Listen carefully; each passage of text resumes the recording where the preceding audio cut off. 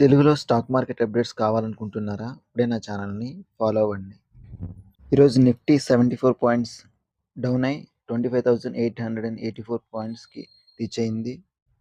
అలాగే Sensex 313 points down అయి 84,587 points వద్ద నిలిచింది. వరుసగా మూడో రోజు కూడా మార్కెట్ రెడ్‌లో ముగిసింది. కారణం ఏంటో తెలుసా? మిడ్ క్యాప్ 0.36% ఇంక్రీజ్ అయింది. అలాగే స్మాల్ క్యాప్ 0.19% ఇంక్రీజ్ అయింది. పెద్ద సూచీలు పడినా కూడా మిడ్ క్యాప్, స్మాల్ క్యాప్ మాత్రం గ్రీన్‌లో ముగిసింది. అలాగే పిఎస్యు బ్యాంక్స్ 1.4% ఇంక్రీజ్ అయింది. రియల్ ఎస్టేట్ స్టాక్స్ 1.6% ఇంక్రీజ్ అయింది. ఐటీ, మీడియా, కన్జ్యూమర్ డ్యూరబుల్స్ 0.5% వరకు పడిపోయాయి ఈరోజు. నిఫ్టీ కీలక సపోర్ట్ 25,800 నుంచి 25,750 కనుక రీచ్ అయితే మార్కెట్ ఇంకా పడిపోయే అవకాశం ఉంది. అలాగే రెసిస్టెన్స్ 26,000 నుంచి 26,050 వరకు రీచ్ అయితే గనక మార్కెట్ మళ్ళీ పెరిగే అవకాశం ఉంది. ఎన్ఎస్సిలో డిఐఎస్ కాంట్రిబ్యూషన్ చూసుకుంటే 13,866 క్రోర్స్ బై చేశారు.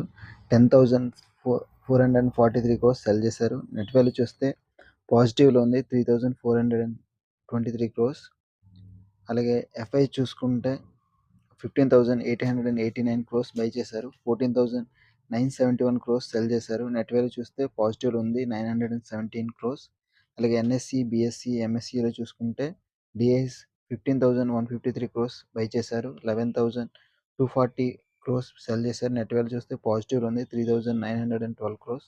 అలాగే ఎఫ్ఐ చూసుకుంటే 16,596 క్రోర్స్ బై చేశారు.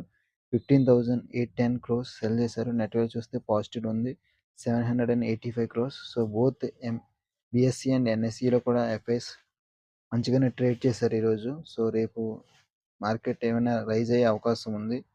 టాప్ గెయినర్స్ చూసుకుంటే హిందాల్కో 1.9% ఇంక్రీజ్ అయింది. భారత్ ఎలక్ట్రానిక్స్ 1.6% ఇంక్రీజ్ అయింది. ఎస్బీఐ 1.34% ఇంక్రీజ్ అయింది.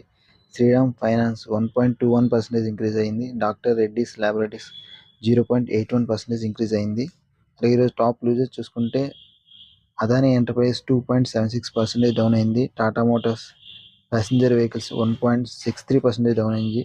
ట్రెంట్ 1.55% డౌన్ అయింది. ఇన్ఫోసిస్ 1.12% డౌన్ అయింది. హెచ్డిఎఫ్సి 0.94% డౌన్ అయింది.